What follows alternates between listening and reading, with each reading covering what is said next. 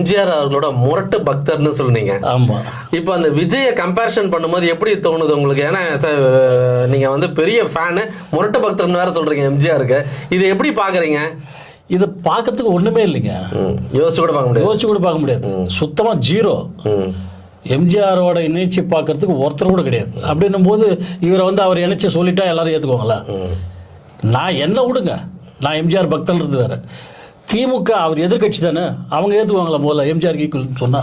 இல்லை, ஆதவ அர்ஜுனா இப்போ அவர் பேசும்போது ஆக்சுவலாக அவரை பற்றி அவ்வளோ பெருசாக எடுத்து பேசுறதில்ல. வந்து எம்ஜிஆர் வரும்பொழுது கட்டமைப்பை வந்து அண்ணா இவர்கள்லாம் வந்து ஈஸியாக அமைச்சு வச்சுருந்தாங்களா, இவர் வந்துட்டாராம். அந்த இதை பார்த்தீங்களா, இன்டர்வியூ பார்த்தீங்களா நீங்கள்? பார்த்தேன். உங்களுக்கு எப்படி இருந்தது? அதுதான் தப்பாக பேசிகிட்டு இருக்காப்புல. தெரியல அவருக்கு. அதாவது அரசியல், நான் அரசியல்ல இல்லாதவன். அரசியல் இல்லாத எனக்கே நிறைய அரசியல் தெரியும் போது ஒரு அரசியலுக்கு வரவங்க அந்த அரசியலை முழுமை